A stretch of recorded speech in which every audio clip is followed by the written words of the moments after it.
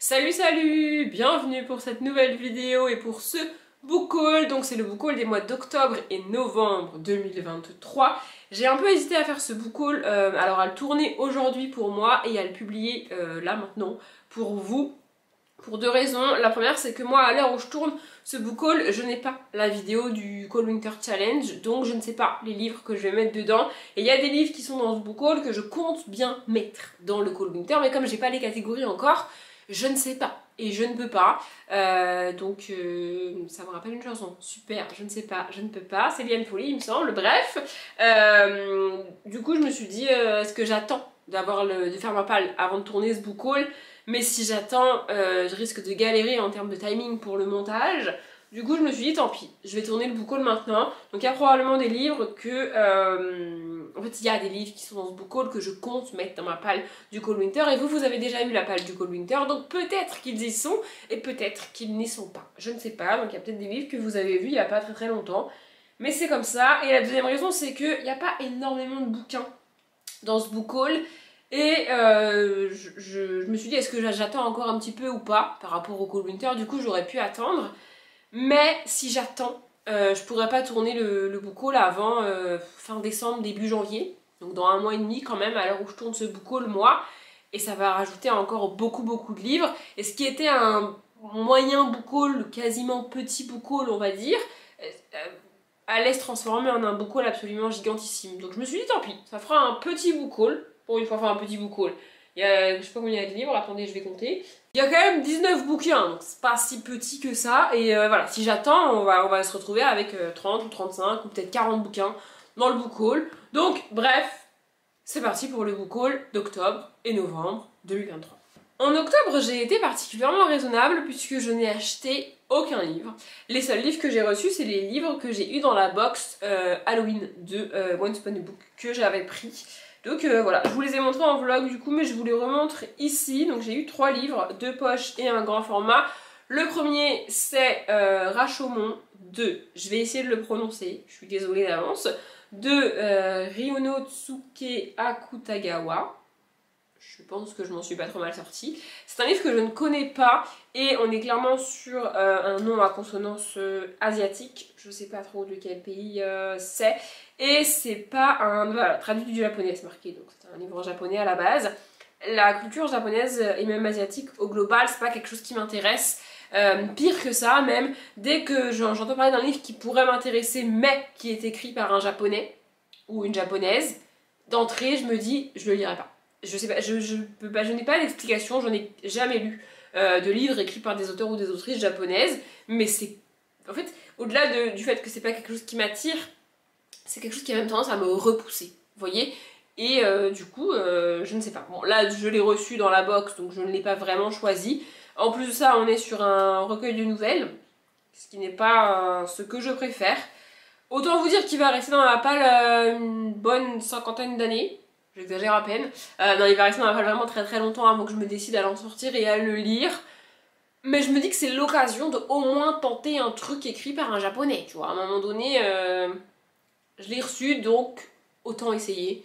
Si vous l'avez lu et que vous connaissez, n'hésitez pas à m'encourager encore une fois dans les commentaires parce qu'il va vraiment rester très longtemps dans ma palle. Hein. Donc voilà. Le deuxième qu'on a reçu dans cette, enfin que j'ai reçu dans cette box, c'est un Maxime Chatham et donc c'est La Patience du Diable.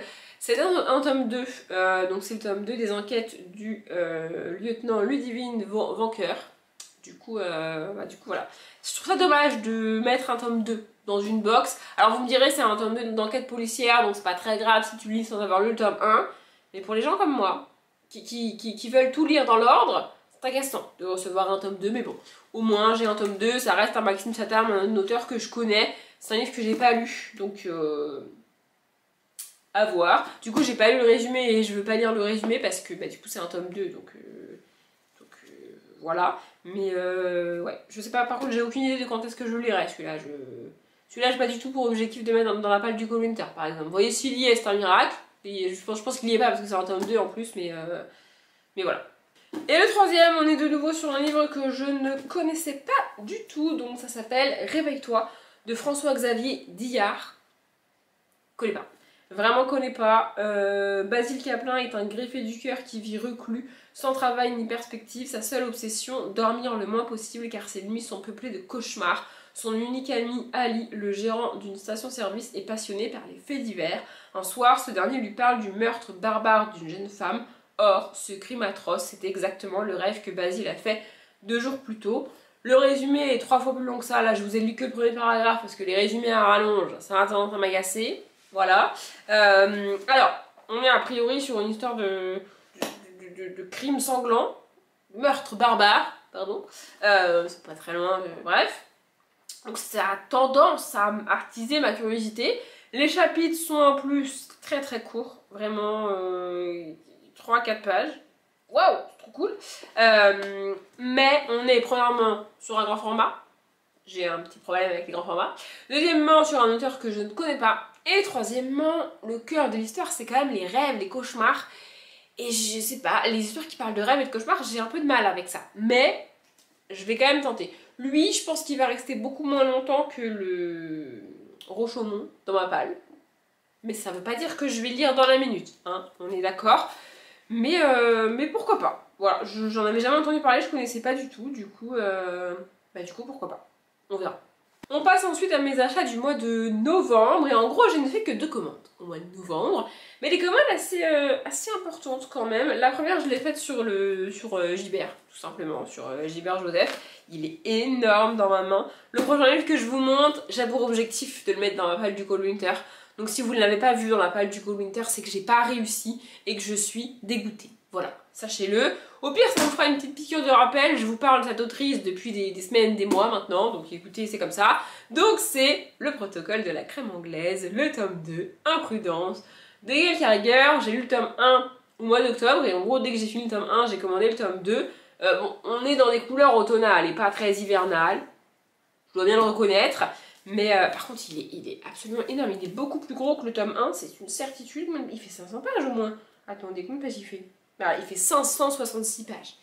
C'est absolument énorme. Mais j'adore Gaël Carriger, j'adore sa plume, ses univers, l'ambiance qu'elle crée, les personnages qu'elle crée, les intrigues. J'aime tout. Voilà, j'aime Gaël Carriger.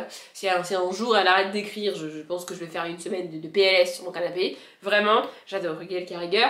Et dans cette saga, on suit donc Prudence, qui est la fille de 3 personnes. Oui, mais c'est un univers de Gaël Carriger, écoutez, cherchez pas. Donc elle est la fille d'un loup-garou, d'une paranaturelle et d'un vampire. Cherchez pas, encore une fois, cherchez pas. Et du coup, elle a évidemment un ADN très particulier et une destinée très particulière également. Et donc c'est elle qu'on suit dans ces aventures, dans cette saga. J'ai adoré le tome 1, j'ai qu'une hâte, c'est de lire le tome 2. Et je répète, si j'ai pas réussi à le mettre dans le Cold Winter, c'est que vraiment ça passait pas. Parce que même, ça veut dire que même en trichant, j'ai pas réussi à le caler. Alors que vraiment, je veux à tout prix le caler. Ensuite sur Gibert, j'ai trouvé, je crois que je l'ai acheté neuf, mais je sais plus. Bref, c'est l'Académie des Dragons, le tome 4, Mira et le Lanceur de Flammes de Alastair Chisholm. Donc c'est une petite saga jeunesse avec des dragons, des dragonniers, des dragonnières aussi. Et donc tout un univers de magie. On est dans un univers avec des dragons, mais dans un univers où on a peur des dragons et où les dragons ne sont plus censés exister. Et donc les dragonniers se cachent. Mais c'est aussi un univers très jeunesse, mais c'est vraiment très cool. J'adore cette saga, vraiment, je la trouve absolument géniale. Ce tome 4 est sorti il y a vraiment pas longtemps, 2023 je crois, c'est ça, 2023, il n'y a pas le mois, c'est achevé d'imprimer en août 2023, donc vraiment c'est sorti il y a apparemment pas très longtemps. J'adore cette saga, je la trouve géniale. Alors à l'intérieur il n'y a pas d'illustration, il y a juste un œil de dragon aux entrées de chapitres. Mais le livre n'est pas illustré à proprement parler. Mais vraiment, j'ai adoré les 3 premiers tomes et j'ai vraiment hâte de lire ce tome 4. Lui, j'ai pas vraiment pour objectif de le caler dans le Cold Winter. Donc si vous l'avez pas vu, pas grave. Ensuite, j'ai trouvé 2 livres de Chris Riddle sur le site. Donc le premier, c'est Les Aventuriers du très loin.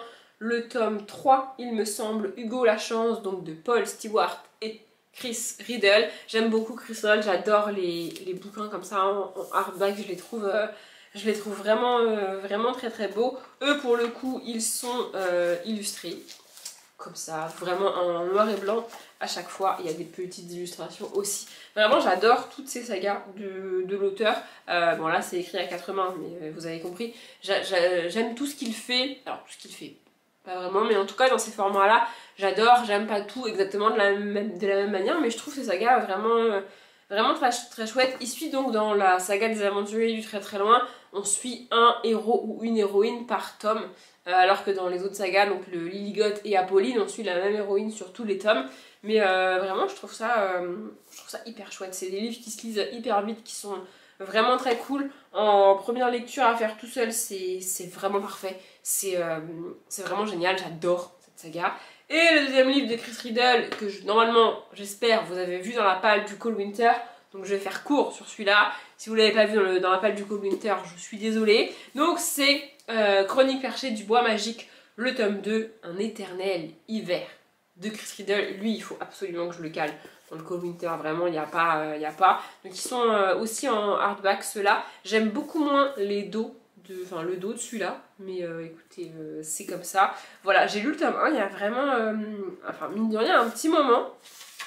Et j'attendais ce tome 2 qui ne sortait pas. Et pourtant, le livre que j'ai entre les mains est achevé d'imprimer au 4e trimestre 2023.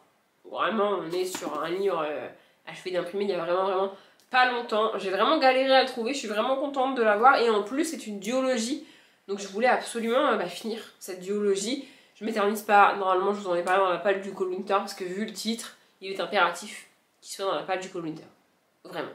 Et toujours dans la même commande sur Gibber, j'ai pris les tomes 2 et 3 des enquêtes de l'inspecteur 00, donc le tome 2 qui a enlevé l'alpaga sacré et le tome 3 qui ose faire chanter le panda. C'est de Richard Petitcygne au texte et Elena Dupressoir au dessin, parce que oui, ce sont des livres illustrés, je vais vous montrer, c'est magnifique en plus, j'adore les illustrations, vraiment je les trouve très très belles. Et je sais pas s'il y a des petites illustrations. Oui, il y en a des petites comme ça aussi. Vraiment, je trouve ça très très beau. Il me semble que j'ai lu le tome 1 au mois de septembre, donc ça fait un petit moment, mais j'ai un peu galéré à trouver ces bouquins-là aussi. Mais ils sont sortis il y a pas longtemps. Hein.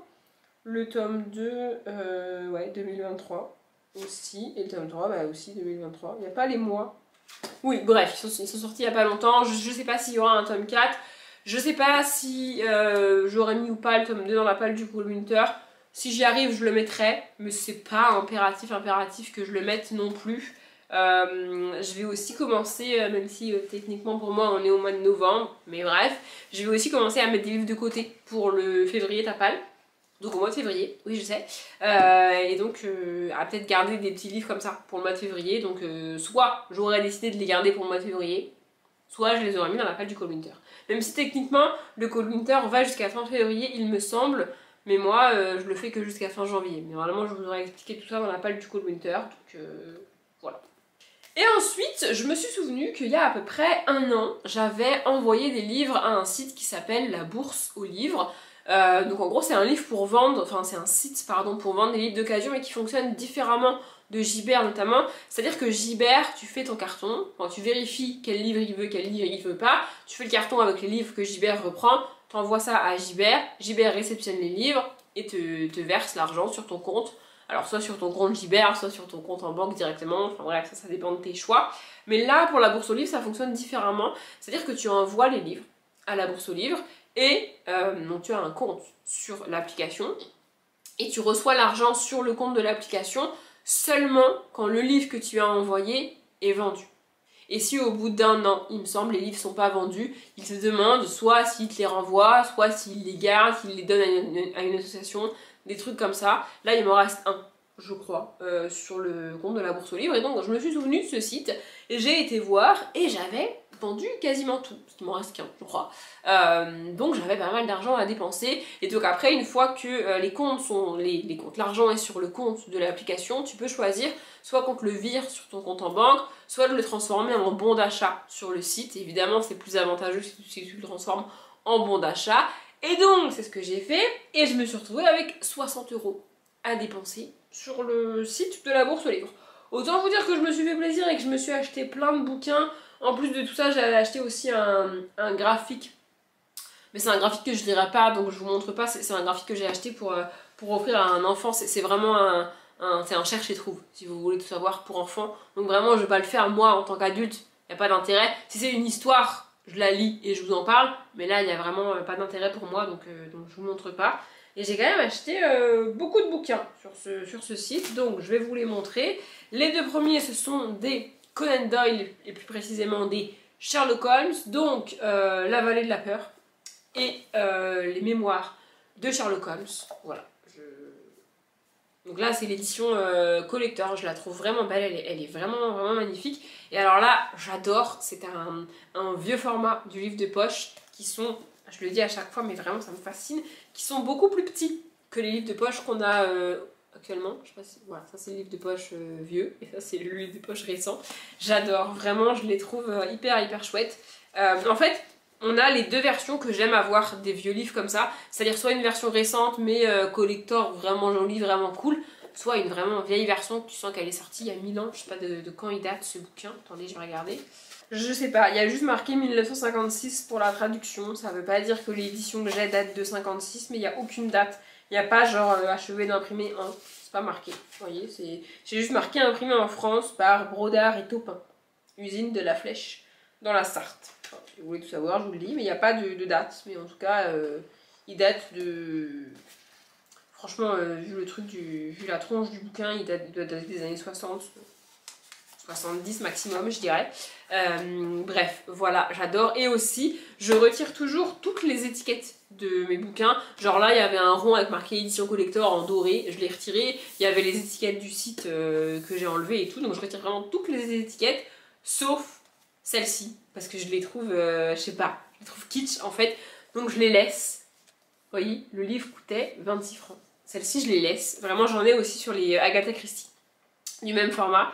Si vous n'avez pas connu les francs, eh bien, sachez qu'avant, en France, on payait en francs, et pas en euros. Voilà, bref. Moi, j'ai connu les francs, puisqu'on est passé en euros, il me semble, en 2000 ou 2001. Donc techniquement, j'ai connu les francs, mais j'ai jamais réellement payé en francs. Bref. J'adore. Et peut-être qu'il y en a un des deux dans la palle du Cold Winter. Ça, je ne sais pas. Ensuite, sur le site, j'ai trouvé La Conjuration primitive de Maxime Chatham. Donc c'est le tome 1 du livre que j'ai eu dans la box Halloween. D'ailleurs, il faut que je gomme le dos parce qu'il est jaune à mort. Je sais pas si je pense pas que vous vous en rendrez compte, mais vraiment il est jaune. Genre là c'est blanc, là c'est jaune. Bref. Et en fait, je me suis rendu compte, après avoir acheté et reçu le bouquin, que j'avais déjà ce bouquin, que j'avais déjà lu ce bouquin, mais je ne me rappelais absolument pas. Donc je pense que je vais relire ce bouquin-là avant de lire le tome 2, parce que je ne me rappelle pas. Voilà, vraiment, les enquêteurs le surnomment la bête et le fantôme. Si les meurtres qu'ils commettent ne se ressemblent pas, leur sauvagerie est comparable. Et que penser de cette mystérieuse signature commune, étoile E, qui écarte la piste de serial killer isolés? Les tueurs se connaissent-ils? Voilà, en gros, il y a des... Pour tenter d'enrayer cette épidémie, donc cette épidémie de cadavres, de meurtres, et essayer de comprendre une brigade pas tout à fait comme les autres, épaulée par un célèbre profiler. Voilà, mais vraiment, je l'ai lu, et il est dans la catégorie bronze sur Booknote, ce qui veut dire que c'est un livre que j'ai terminé, j'ai plus ou moins aimé, mais que j'ai pas non plus réellement kiffé. Et si j'ai jamais pris la peine d'acheter et de lire la suite, c'est que vraiment j'ai pas dû tant aimer que ça le tome 1, mais je vais retenter le tome 1, enfin je vais relire le tome 1 du coup. Ensuite j'ai été très contente de trouver Va et poste une sentinelle de Harper Lee, donc c'est une espèce de suite de Ne tirez pas sur l'oiseau moqueur, mais le livre a été publié 50 ans après Ne tirez pas sur l'oiseau moqueur, donc voilà, et il est vraiment court, enfin il est vraiment plus petit que Ne tirez pas sur l'oiseau moqueur, ouais il fait, ah quand même, 349 pages. J'aurais dit à peine 200 pages. Bref, voilà, je suis un peu deg parce qu'il est clairement... je sais pas ce qui s'est passé ici, là, mais c'est pas moi qui ai fait ça avec l'étiquette, hein, c'était déjà comme ça. Je sais pas trop ce qui s'est passé, mais écoutez, c'est pas très grave. Lui, je sais pas quand est-ce que je le lirai parce que je sais pas si je relis Ne tirez pas sur l'oiseau moqueur avant de lire celui-là ou pas. J'ai lu Ne tirez pas sur l'oiseau moqueur il y a quelques années maintenant, j'ai adoré ce bouquin. Ça fait partie des livres que je voudrais relire un jour et du coup je me dis c'est l'occasion avant de lire ce tome 2 techniquement de relire Ne tirez pas sur l'oiseau moqueur. voyez. Donc peut-être que je le ferai, peut-être que je le ferai pas. Voilà. En 2015, Harper Lee a créé la surprise en publiant un second roman, suite de l'incontournable best-seller Ne tirez pas sur l'homme au cœur, où l'on retrouve l'inoubliable héroïne Jean-Louise 20 ans après. Donc, le livre est sorti 50 ans après, mais l'histoire se passe 20 ans après. Bref, en fait, j'avais envie de l'acheter depuis longtemps, et j'ai enfin acheté le bouquin. Maintenant, il faut que je décide si je relis ou pas le tome 1 avant de lire ce tome 2. Ensuite, je suis un petit peu passée en mode romance dans ma commande sur le site. J'ai pris Game of Love, le tome 1, l'enjeu de Rachel Van Dicken. J'ai un peu hésité et j'ai un peu peur parce que c'est marqué 2 frères, une jeune femme. Elle ne veut pas tomber amoureuse. Et pourtant, les histoires de frères et tout, et même de sœurs et tout, c'est un truc avec lequel j'ai un peu de mal. Mais je me suis dit, c'est Rachel Van Dicken. Donc, on va essayer. Je suis pas du tout fan de la couverture, je vous avoue. Mais bon, écoutez, c'est la vie. Voilà, par contre, le papier est vraiment extrêmement blanc. C'est un petit peu chelou. Mais bref. Voilà, je tenterai un jour, peut-être, quand, encore une fois, j'en sais rien. Mais en tout cas, je l'ai pris, donc on verra.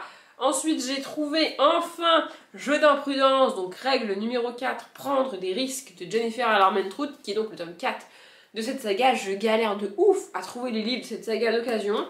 Donc comme je m'y attendais, le dos est un peu complètement pété, mais c'est pas très très grave. Et il est plus petit que le tome précédent. Il fait même pas 400 pages. Voilà, c'est pas une saga de romance que je kiffe de ouf non plus. Si ça avait été le cas, vu comment je galère à les trouver d'occasion, si j'adorais vraiment cette saga, je les aurais achetés neufs. Mais je sais pas, je les trouve sympas, mais sans plus. Vous voyez ce que je veux dire? Je suis même pas sûre d'aller au bout de la saga, je sais pas combien il y a de tomes, mais je voulais au moins tenter le tome 4, et je l'ai enfin trouvé, donc peut-être qu'il est dans la palle du collector celui-là. Je ne sais pas. Et j'ai aussi pris un tome 1 d'une saga ultra connue, et alors qui date d'il y a très très très longtemps, 2014. Voilà, merveilleux. Il a quand même quasiment 10 ans. Il y a quelqu'un qui s'est amusé à griffonner dans ce bouquin. Je ne sais pas pourquoi. Bref, le livre c'est Beautiful Disaster, donc le tome 1 de Jamie McGuire, je ne sais pas. Bref, c'est une saga dont j'ai entendu beaucoup parler. Pareil, comme il fallait s'y attendre, le dos est complètement pété. Je sais pas si vous voyez, mais bref, c'est pas très grave. Voilà, je voulais au moins tenter parce que j'entends parler des frères Maddox depuis je ne sais pas combien de temps. Donc à un moment donné, il faut y aller. Travis Maddox, alors la première phrase c'est quand même assez chelou, mais bref. Travis Maddox est sexy, bâti comme un dieu, couvert de tatouages. Voilà, c'est la première phrase du résumé. Écoutez, bon, c'est une romance qui a fait beaucoup parler d'elle, que beaucoup de monde a aimé, pardon, et que je n'ai jamais lu. Donc je me suis dit que j'allais tenter. Ensuite, j'ai pris, toujours sur le même site, hein. Oui, je vous ai dit, je me suis lâchée sur ce site, écoutez. Donc j'ai pris Les Royaumes de Feu, le tome 1, La prophétie de Tweety Sutherland. Je ne sais pas trop, je ne sais pas. Mais en gros, dragon. Oui, je voulais rapprocher pour que vous voyez vraiment bien. Dragon, voilà. Le destin épique de 5 dragons après la guerre des clans, la nouvelle saga best-seller de Tweety Sutherland. Alors la guerre des clans, moi je connais la guerre des clans de Harry Hunter, donc a priori rien à voir, mais je connais pas la guerre des clans de Tweety Sutherland. Mais écoutez, pourquoi pas. Un univers riche et fascinant, une intrigue captivante, une amitié indéfectible, partager l'aventure de jeunes dragons aussi valeureux qu'attachants. On commence, on y va tout de suite, là maintenant c'est parti, vraiment, quand vous voulez. Lui, peut-être que je l'aurais mis dans Cold Winter, peut-être pas. Je ne sais pas, encore une fois, mais vraiment, enfin, franchement, la phrase que je viens de vous lire, j'embarque, moi, on y va tout de suite, maintenant, vraiment, c'est parti, let's go. Genre vraiment, let's go. Et puis le livre est quand même assez beau. Je suis pas très fan des dos comme ça, qui sont pas unis, parce que ça c'est pas pratique pour ma bibliothèque, par couleur et tout. Mais vraiment, j'espère que je vais aimer ce bouquin. Il n'y a pas d'illustration dedans, il y a juste des petits dragons. Ouais, aux en-têtes de chapitres, comme ça. Mais vraiment, j'ai vraiment hâte. Ça a l'air cool. Et c'est une saga dont j'ai pas entendu parler sur les chaînes.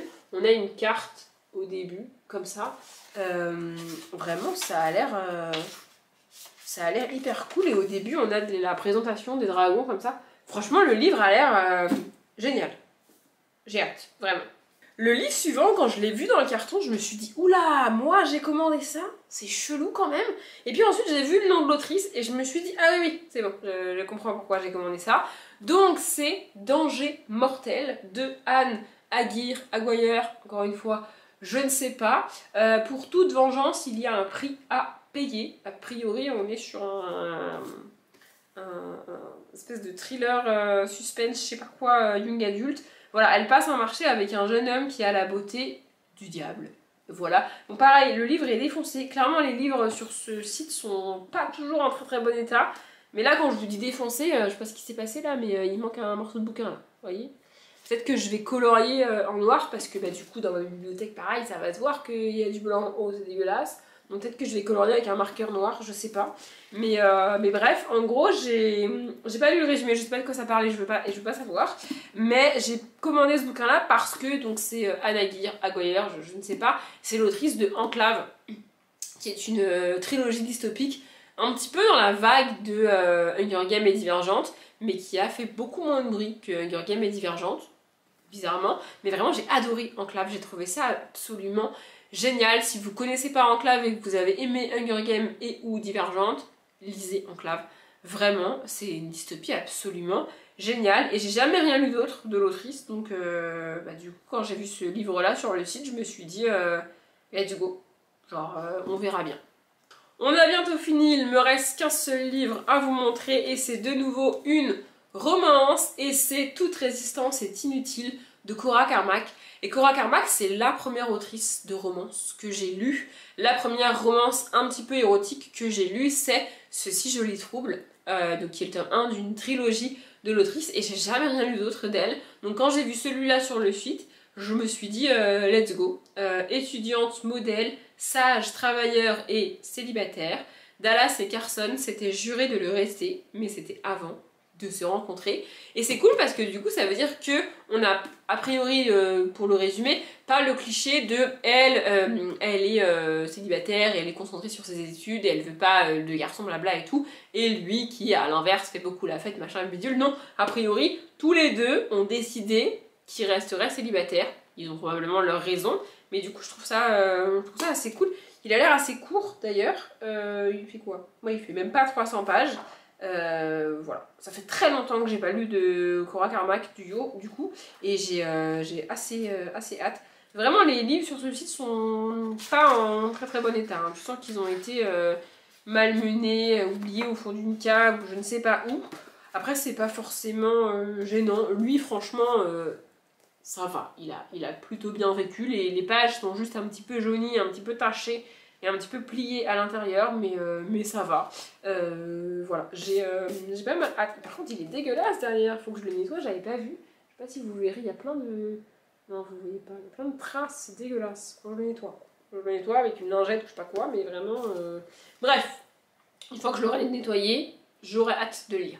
J'en ai fini avec ce book haul et c'était déjà pas mal long, donc je me dis que j'ai bien fait de le tourner maintenant, même s'il y a probablement des livres qui sont dans la palle du Cold Winter, comme je l'ai dit et je le répète encore une fois. Bref, j'espère que cette vidéo vous a plu, je m'arrête là. Comme d'habitude, je vous souhaite une bonne journée, un bon après-midi, un bon appétit ou une bonne nuit, et je vous dis à bientôt.